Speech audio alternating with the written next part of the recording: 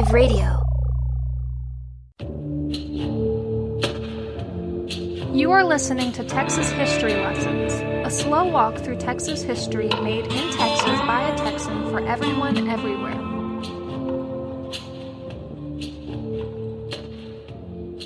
Welcome to Texas History Lessons. I'm Michael, and today we take a look at a few fascinating and significant events related to Texas history that have occurred over the years in the month of October. A little bit late. First off, Francisco Vasquez de Coronado, governor of Nueva Galicia, set out under the orders of Viceroy Antonio de Mendoza to find the fabled 7 cities of Cibola in 1540. Now, he didn't find any gold, but continued traveling under hopes to find riches in a place called Quivira. And along his journey, he reached what historians believe to be the Llano Estacado in the modern Texas Panhandle in 1541. What, pray tell, is the Llano Estacado, and what does that name mean? Well, before we continue, here's a brief explanation. The Llano Estacado means staked plains, and since the time of Coronado, it has been the name for the Texas and New Mexico plateau on the southern Great Plains. The Apaches call it home in the 1500s, and a couple of hundred years later, it would become the undisputed domain of the Comanches. And then someday, in the 1800s, the Western Trail and the Horsehead or Goodnight Loving Trail would skirt its edges. With its low water supply, it had been a barrier to European settlement, not to mention the presence of the Apache and Comanche barrier to settlement. As historian Paul Wellman wrote, the Llano Estacado is marked by a strange, abrupt upthrust of flat plain, which breaks sharply away from the eastward levels with an escarpment sometimes extremely steep and quite high. It is crisscrossed with canyons and gullies and so dry that early explorers called it the Sahara of America. And the Texas Rural Register and Immigrants Handbook said in 1875 that the Llano Estacado would not, quote, ever be adapted to the wants of man. It was, quote, the only uninhabitable portion of Texas. Now, Texas legend Charles Goodnight apparently did not rely on the advice of guidebooks because he proved it to be not only habitable, but profitable when he moved into the Palo Duro Canyon in 1876. And actually, the Llano Estacado had not been true virgin territory. Yes, the Comanche and Kiowa and the Apache before them had mastered it, but the Comancheros and Ciboleros of New Mexico had been familiar with the region for hundreds of years as well. Indian traders, buffalo hunters, sheep herders, and Mexican Mustangers were all familiar with the region. But we're getting way ahead of ourselves. I do that sometimes. Let's get back to the first European expedition to encounter the Llano Estacado way back in 1541. So on October 20th, 1541, in a letter he wrote to the King of Spain, Coronado recorded the first description of the region and the people that lived there at that time. The people he met, called Carachos, are believed to have been Apaches. I'm going to read an excerpt from the letter with his description. Coronado wrote, after 9 days' march, I reached some plains so vast that I did not find their limit anywhere that I went, although I traveled over them for more than 300 leagues. And I found such a quantity of cows in these, now he's writing about buffaloes, of the kind that I wrote your majesty about, which they have in this country, that it is impossible to number them. For while I was journeying through these plains until I returned to where I first found them, there was not a day that I lost sight of them. And after 17 days' march, I came to a settlement of Indians, who are called Carachos, who travel around with these cows, who do not plant and who eat the raw flesh and drink the blood of the cows they kill. And they tan the skins of the cows, with which all the people of this country dress themselves here. They have little field tents made of the hides of the cows, tanned and greased, very well made, in which they live while they travel around near the cows, moving with these. They have dogs which they load, which carry their tents and poles and belongings. These people have the best figures of any that I have seen in the Indies. They could not give me any account of the country where the guides were taking me. Now, these Corachos that Coronado described were the first early pre-horse plains Indians encountered by the Spanish. They were members of the Eastern Apaches, a people that spoke Athapascan, a language that is associated with the peoples up in British Columbia and Alaska. Now, these people had migrated south from Canada, believed to be along the western flank of the Great Plains, and the Athapascans that were farthest to the west we know as Navajos. Others went farther south to become the Western Apaches, and others still continued eastward to this area of the southern Great Plains. It is believed that these Corachos are related to the plains peoples that are known as the Lipan Apaches. The Comanches would arrive later and compete with them for control of the plains, but for a time the Apaches were the lords of the southern plains. Coronado went on and traveled to Quivira, but he did not find piles of gold and treasure. Instead, he found a people, the Wichita, who, along with the Comanches and the Apaches, play a very important part in our next date of October 7th, 1759. But before we leave Coronado in his failure, we should appreciate the fact that he did leave us valuable descriptions like this of the people and lands living here at that time. And the Apaches and the Wichita he met would be involved in our event over 200 years later.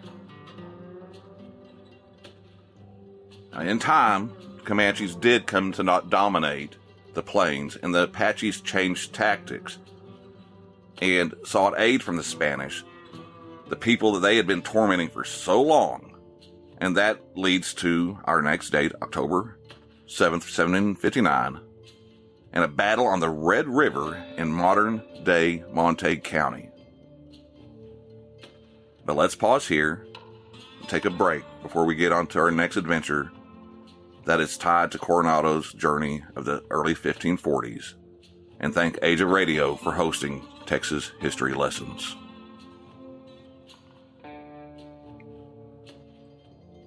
Now, when Coronado reached Kansas, he met the Wichita, who, if you listen to some earlier lessons, are linguistically related to the Caddo people that flourished in northern and eastern Texas at the time the Europeans arrived. Like the Caddo, the Wichita were an agricultural people living in amazing grass huts. And you can see examples of their homes if you're ever in the area of Anadarko, Oklahoma, and decide to stop by their Wichita Tribal History Center. They had some amazing replicas of their homes then, and it's fascinating to look at them, and the amount of work that went into these structures had to have been intense. And tell them Texas History Lesson sent you if you ever do drop by. So the Comanches arrived and pushed the Apaches southward. And then the Apaches started to exert even more pressure on San Antonio and Mexican settlements. Now, along with the Comanches, the Osage were putting pressure on the Wichita. And they pushed the Wichitas down towards the south, towards the Red River and Trinity River valleys in that region of Texas. The principal band of the Wichita groups moving south was that of the Talvayas. And by the 1750s, the Talvayas had constructed large villages on both sides of the Red River, one on the south bank being known as San Teodoro, and the one on the north bank in Oklahoma getting named San Bernardo. but those names wouldn't be associated with them until later in the 1700s. Now, we also have to bring in another group that had something to gain from all of the complexity of the situation and the volatility that was going on. The pesky French, that the Spanish were always worried about. Despite Spanish efforts to stop them, the French were very active across the countryside. They were more interested in trapping and trade than ruling and establishing villages, and they were very active with the native peoples of North Texas, especially between the Red and Trinity Rivers. They supplied all kinds of very desirable goods, like guns, to the Comanches and Wichitas and etc. And realizing the situation, they were able to unify the Comanches with the Wichitas by treaty in the 1740s. And the Tonkawas villages on the Red River then became even more important centers for trade, because there was such easy access down the Red River into Louisiana trading posts. As I mentioned, on the Texas side, the village would later be given the name San Teodoro, and the Oklahoma side, the village would be called San Bernardo, as historian Earl Henry Elam wrote in his master's thesis on Anglo-American relations with the Wichita Indians in Texas, 1822-1859. Hey, you can go to the Texas Tech website and actually download and read the thesis. He wrote it in the late 60s. The village on the Texas side of the river became a lively, I quote, emporium where Comanches brought Apache slaves, horses, and mules to trade for French packs of powder, balls, knives, and textiles, and for Talvaya-grown maize, melons, pumpkin, squash, and tobacco. On friendly terms, arranged by the French, the Comanches, Wichitas, and other friendly groups, like the Caddo and the Attakapas, provided a dangerous front against the Apaches. By the 1750s, the Apaches realized they needed to make a change. On one side, they'd been waging decades of hostility and violent warfare against the Spanish. And then on the other side, they faced an increasingly amount of danger from the Comanches and their allies, the groups of northern nations of peoples that the Spanish called Nortenos. They grouped the Comanches in with this too, so you would see these reports about the Nortenos had attacked. And so it's very difficult necessarily knowing who was involved sometimes, unless they specifically named the bands that were involved. But this is what they faced. So the Apaches began visiting the San Antonio missions at times, as they had in the past, but this time in peace instead of as raiders. And they enticed the Spanish to start a Mission Presidio settlement on the San Saba River, claiming that they were ready to be friends with the Spanish and accept the Catholic faith. And in 1757, Mission Santa Cruz de San Saba was established on the San Saba River, northwest of San Antonio, near present-day Menard. About a mile away from it, actually. And a Presidio, the Presidio San Luis de las Marias, was constructed about 2 to 3 miles away.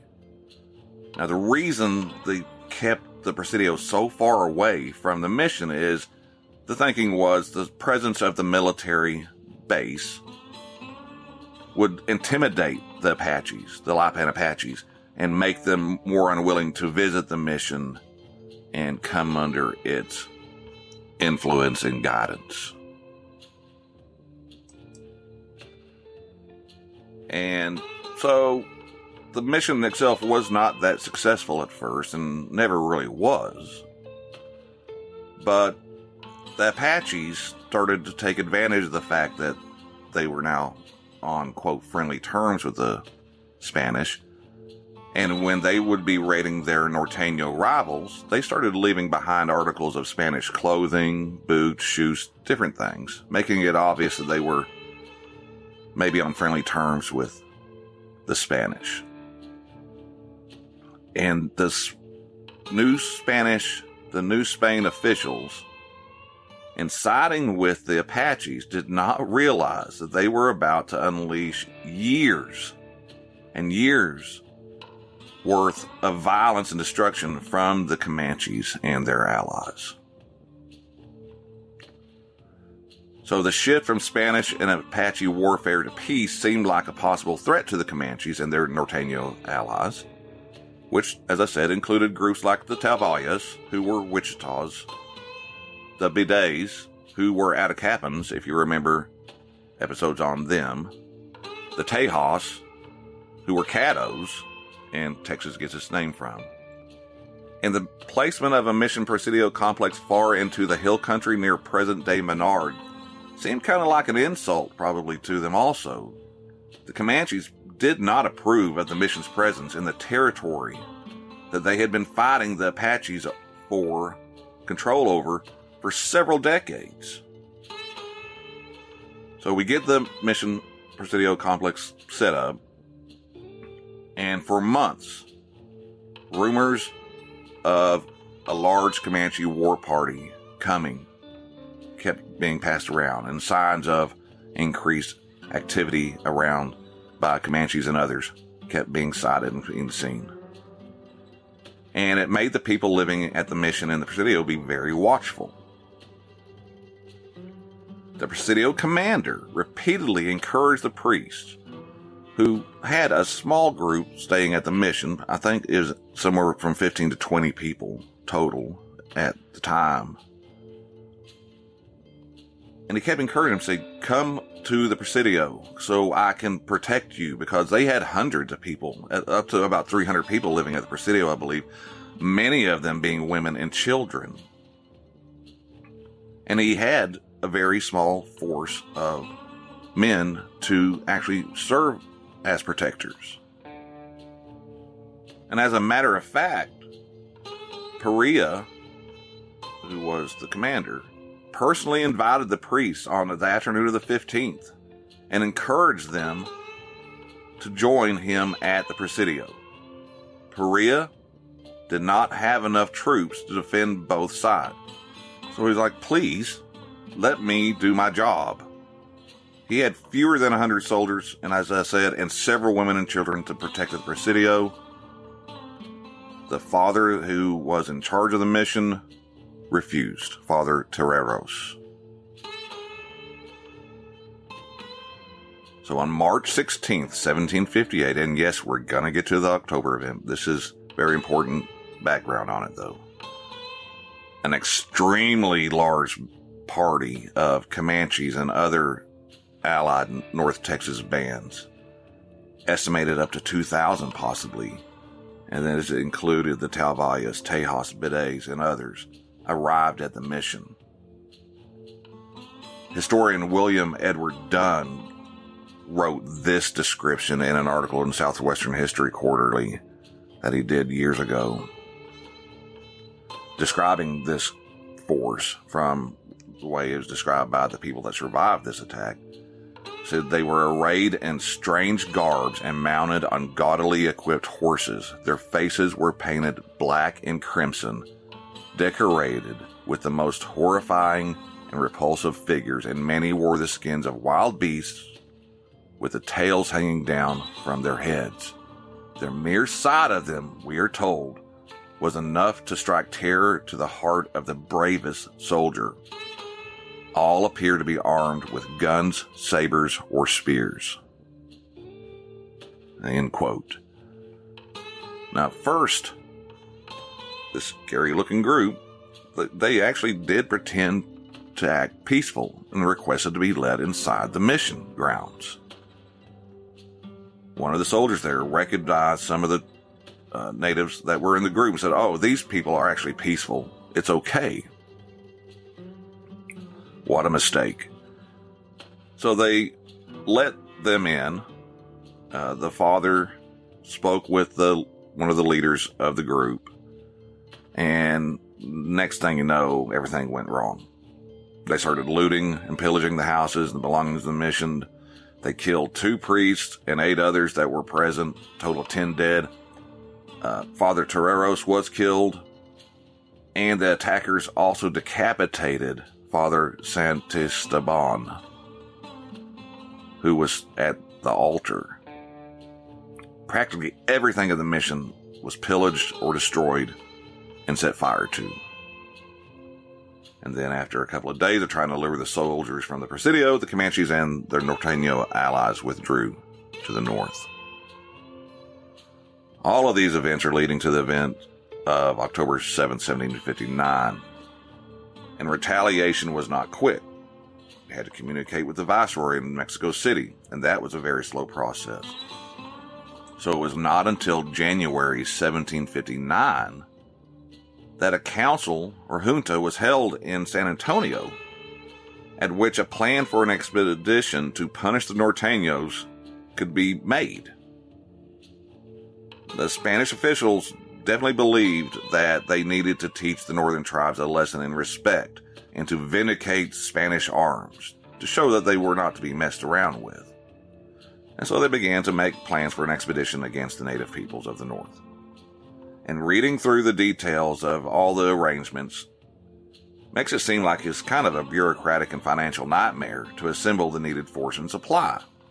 Part of the force would be actual soldiers in the new Spanish military. And then others would be militiamen sent by different provinces. And the provinces didn't want to send anybody because they said, we're already fighting our own battles where we are. But I digress. The commander of the Presidio, Don Diego Ortiz Perea, he persevered and made it happen eventually. Now, Perea, by most accounts, was a competent and capable commander, having served the crown militarily both in Europe and in New Spain. He'd also served time as governor of the provinces of Sonora and Sinaloa for a total of 5 years, and he'd gained experience in Indian warfare in campaigns against the Apaches of the Gila country. But despite the delays, Perea felt capable of punishing the Wichitas and Tonkawas and others, because his orders stated that he was not supposed to set out for the Comanches, the thought being, well, they live too far away. Let's just focus on the ones where we know the general idea where they live in first, and let's go get them. They weren't really prepared for what they were about to get into. To make matters even worse, add insult after insult, before they even finished making arrangements, more Norteños raided the San Saba horse herd, leaving about 20 dead soldiers in their wake on March 30th, 1759. So after months of effort to put together something, finally, Perea had a force of over 500 men. Some of them were Presidio soldiers, some were militia pulled from the countryside, some were Apaches, and others were mission Indians.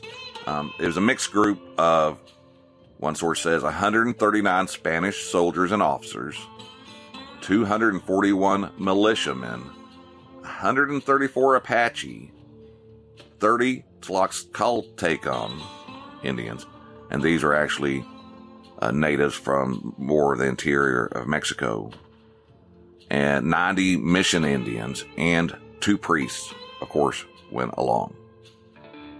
And together with an assemblage of around 1,600 horses, mules, and cattle, Perea embarked on this retaliatory mission after being delayed until August.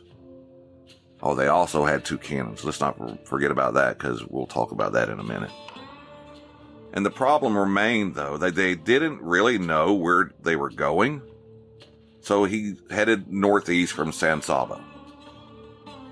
And on October 2nd, 1759, Perea attacked a Tonkawa village north of the Brazos.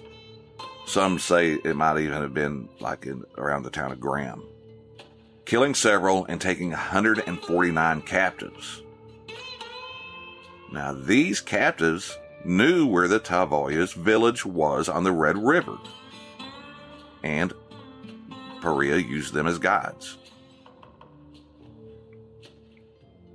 Following the directions of the Tonkawa captives, his 500 men and plus 149 captives set out towards what is today modern-day Spanish Fort, And he was not prepared to find what he discovered there when he got there. It was about 1 o'clock on the day of October 7th, 1759, when he and his force are moving through what is now present-day Monte County in the Red River Valley. It's a beautiful countryside, by the way, if you ever get a chance to visit, but I digress. And then there was a force of about 60 or 70 warriors came out of some trees and attacked Perea. Perea drew his soldiers up in line and rebuffed the attack and thought he was so successful that, of course, they're going to pursue and follow the 70 or 60 warriors as they retreated into the trees. A tactic that has been used very often over the years, and I'm sure you've heard of other places this has been used. I'm thinking of the Fetterman Massacre off the top of my head right now, where an attack and retreat was used to pull a force in to annihilate them. And so as Perea and his men went through the trees, they came upon the Red River, and on its banks they beheld the Tavoyas villages. One, like I said, that would someday be called San Teodoro, and across the river was the large sister village, San Bernardo.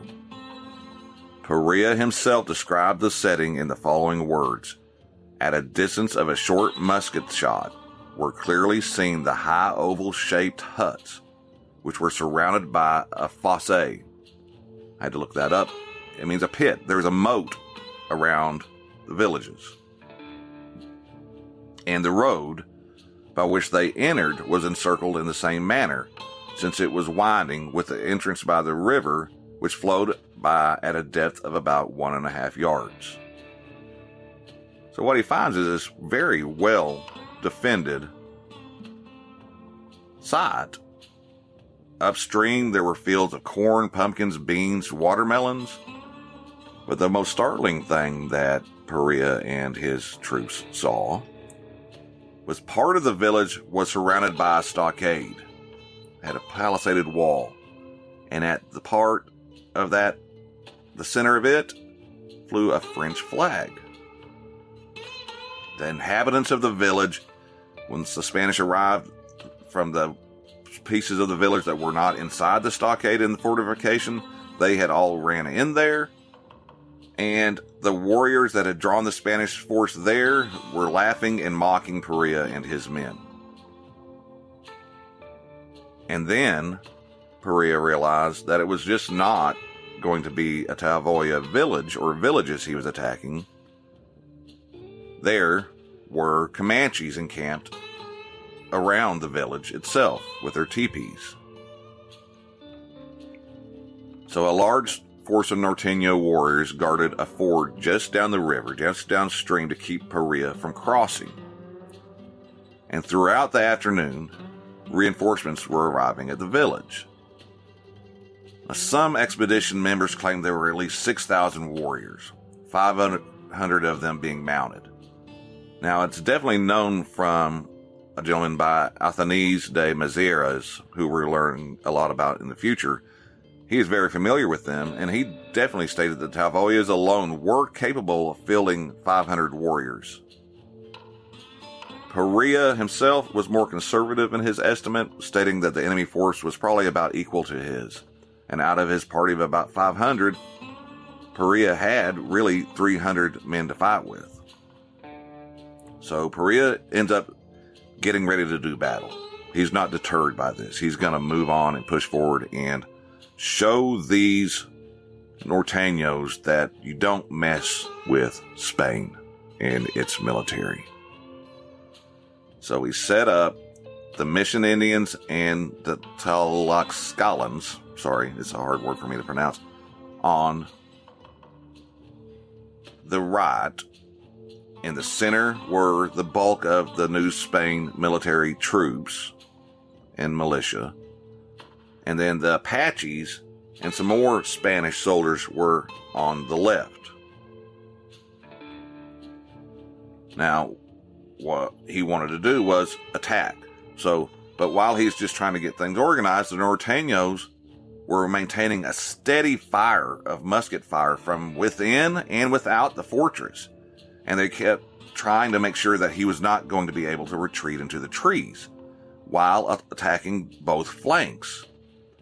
There was intense pressure being put on this whole time. Pereira's goal was to follow the winding road and basically bust in and take the fort and rout the enemy that way. And he repeatedly attempted to do this, only to be forced back by shots from within the stockade and by attacks by the warriors on the outside. They would attack Perea, then run back and exchange their weapon for an already loaded musket at the stockade. Some would. The defenders even had fifes and drums playing during the battle. And did I mention that Perea had 2 cannon? Well, they weren't any help. After firing about 11 volleys,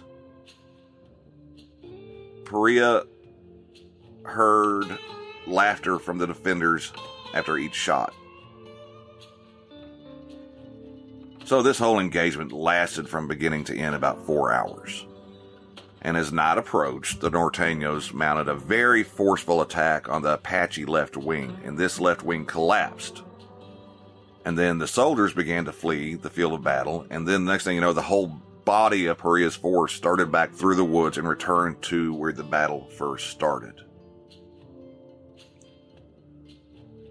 And then they regrouped. The Nortenos did not pursue, which surprises me.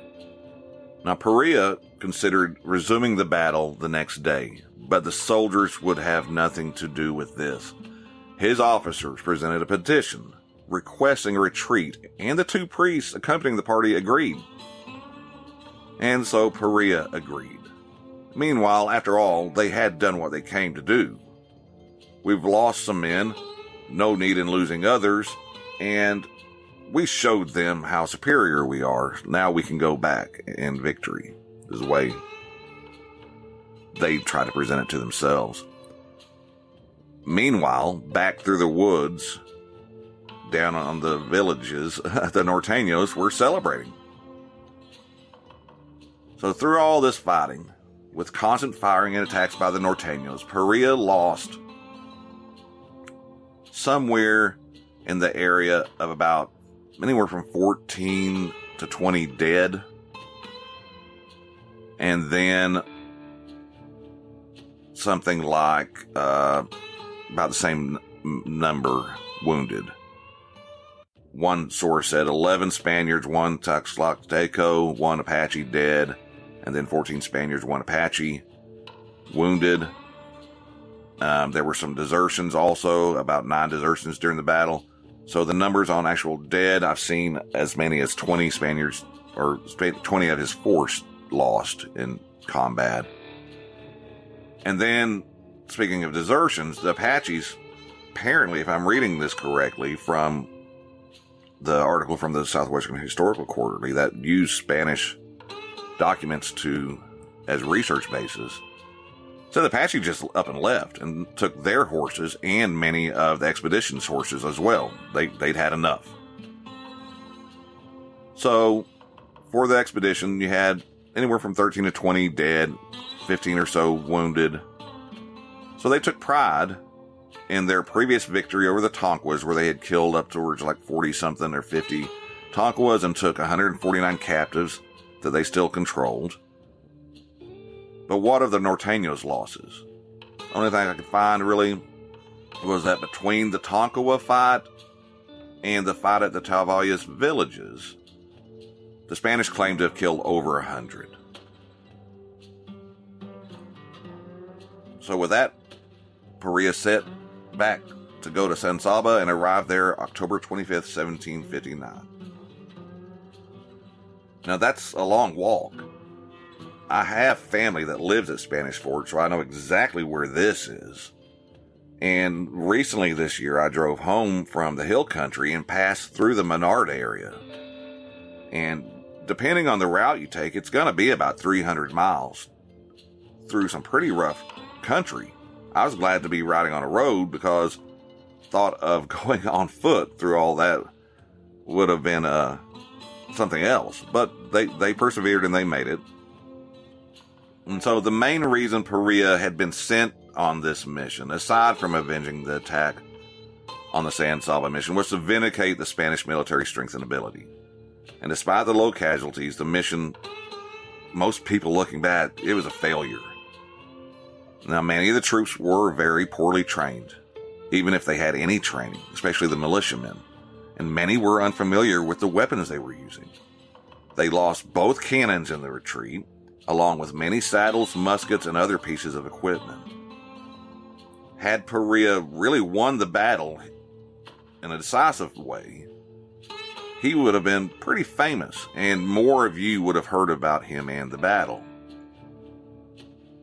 So he also deserves part of the blame, I feel, and some other people feel, because he criticized the quality of his troops as the reason he didn't do better.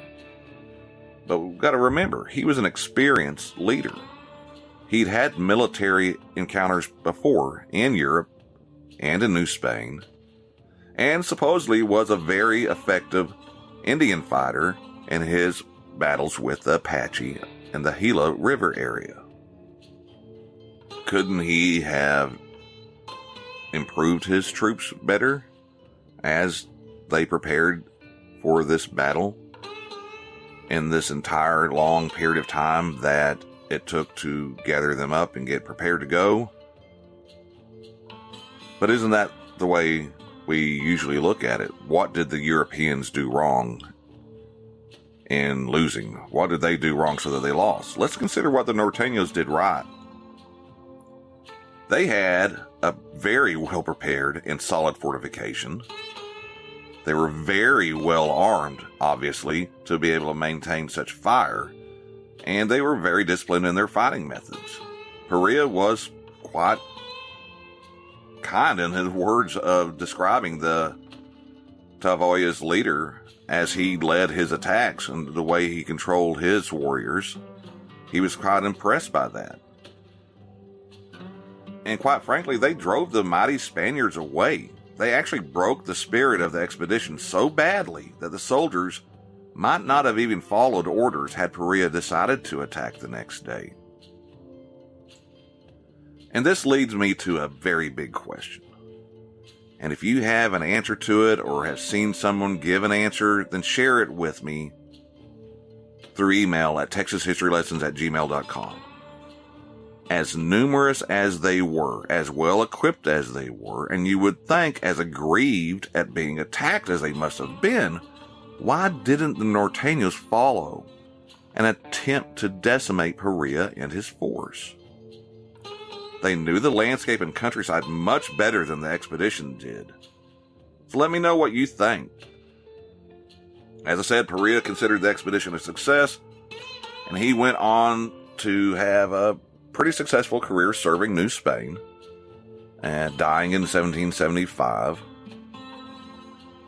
And one of the things the officials of New Spain realized in the aftermath of the San Saba and Perea expeditions is that taking sides with the Apaches wasn't the right policy.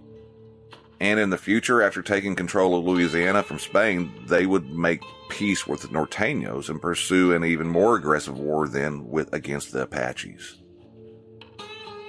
And it also demonstrates that while maps show New Spain controlling a vast territory from Texas northward, in reality, their dominance only reached to San Antonio and the East Texas missions, and then up the Rio Grande into Nuevo Mexico. Everything else remained firmly in Native American hands, and would for decades. Much would not be settled by European Americans until the 1870s. But that's a story for another day, and I've been doing some interesting reading and some really well thought out, well written books that kind of touch upon the same thing I've been trying to get at all along. What's the point in showing a map and telling people this was New Spain when the reality on the ground was much different? Imagine seeing a map of a war, and then you actually talk to the soldiers, and they say, well, yeah, our troops control all this area on the map, but the reality of it is we controlled just this city here and this city there. Doesn't make much sense. It's misleading is my point. Now, the villages on the Red River remained important centers for trade for a long time.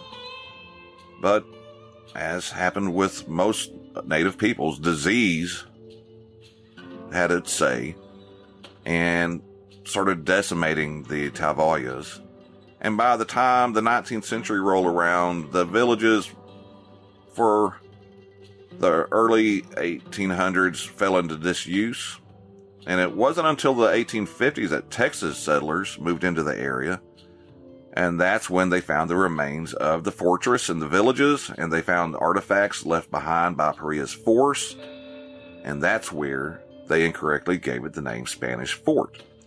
I've even had people I've talked to that live there they still believe there was a Spanish fort there because that's what they've been told.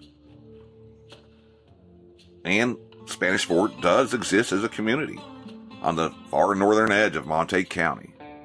And as I said, I have family that lived there, and when they first moved there sometime in the late 1980s, they found all kinds of cool artifacts, including little beads that ants would bring up while digging their homes.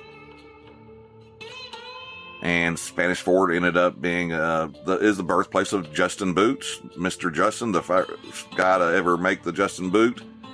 He lived there during the time of the cattle drives. And while Red River Station to the west was considered more prominently used crossing, Spanish Fort also was a crossing for the Chisholm Trail. As was, I think, they might have even crossed a little bit. There's three major bends: Red River Station, the Spanish Fort area, and then there's Illinois Bend on the east side of Montague County up on the river. All of these were important areas. And so, yeah, it was a thriving community for a long time. But I digress again. Let's get and do a quick fly through of some other important dates in October. October 2nd, 1835 marks what many consider the beginning of the Texas Revolution, when Mexican soldiers and Texas militiamen clashed at a little place called Gonzales. This is the skirmish where the famous "Come and Take It" flag was born, and you can still see it on hats and t-shirts and bumper stickers everywhere. October 28th, 1835 marks the day where another skirmish between Texans and Mexicans at the Battle of Concepcion launched the Siege of Bexar, and eventually Texans set up in a little place remembered to this day as the Alamo, and we know how that progresses. After the Siege of the Alamo and the Battle of San Jacinto, on October 22nd, 1836, Sam Houston, the hero of San Jacinto, was inaugurated as the first president of the Republic of Texas. Definitely check out James L. Haley's amazing biography on Houston if you want to know more about that man. And that republic saw its closing days draw near when, on October 13th, 1845, 4,245 voters approved accepting annexation by the United States. 257 voted against. And then, in the same day, voters also adopted the proposed state constitution by a vote of 4,174 to 312. And of course, you know what the people were thinking that, or most of them were thinking that voted for it. I'm curious about the ones that voted against it. So if you ever come across something or have seen something that talks about that, I'd love to find it and read it. Appreciate that if you could share with me. On October 2nd, 1862, after Texas had seceded from the United States that everybody's so excited about joining in 1845, trials began in Gainesville, Texas, in Cook County, just a county over from where Spanish Fort is located, to the east. Gainesville is east of Spanish Fort. This vigilante court sought to reveal suspected Union sympathizers that they believed were part of a major conspiracy to overthrow the Confederacy in Texas. This ended up deteriorating into what has been passed down as the Great Hanging, in which 40 men were hung in two shot after the next few days. And it's a very horrible event in Texas history. And let's just put it like this. Jefferson Davis even looked down on the things that happened at this. Now, and finally, if you're a listener to Wise About Texas, and I know many of you are because, come on, he's the best, then you're going to be familiar with some of the recent episodes the judge has done on a trial in Jacksboro, Texas, following a raid on a wagon train in which Satanta and Big Tree were tried. Satanta would have, but he chose death by soldier on the way to the trial rather than be tried. Well, on October 11th, 1878, Kiowa warrior and leader Satanta killed himself while imprisoned at the Texas State Penitentiary in Huntsville, preferring that rather than to remain the rest of his years in prison. Or at least that's the story.